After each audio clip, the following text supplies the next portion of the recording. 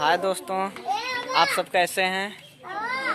मैं आप सबका छोटा भाई भोजपुरी गायक मुन्ना मतलबी। ये देखिए हमारे एक्टर्स भार्गव भैया हैं, जो कि आजमगढ़ से चलकर आए हुए हैं बहुत दूर से। छोटी बहन हूँ। और देखिए भैया, आप भी कुछ पब्लिक से कहिए। आप भी आइए।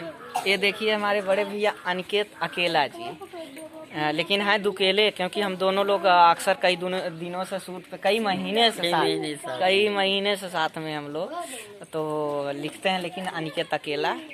और तो हमें जानते ही हैं। नमस्कार, प्रणाम। आप सब कैसे हैं। संभवतः है कि आप लोग बहुत अच्छे होंगे। और मैं अनिकेत अकेला, आपके छोटे भाई, आज आजमगढ़ की धरती पर शूट कर रहे हैं। मैं और मुन्ना मतलबी, मेरा भाई, बहुत अजीज मित्र भी है, भाई भी है। और हम लोग के साथ बहुत प्यारी सी आर्टिस्ट हैं, कन्या राजपूत छुई मोई। इधर आइए। और ये बच्ची बहुत मेहनत कर रही है और लगभग 2 महीने में कम से कम 100 से ज़्यादा गाने कर चुकी है और बहुत अच्छा तैयारी है। कन्या जी, आपको कुछ कहना है? नमस्कार, प्रणाम, हर हर महादेव।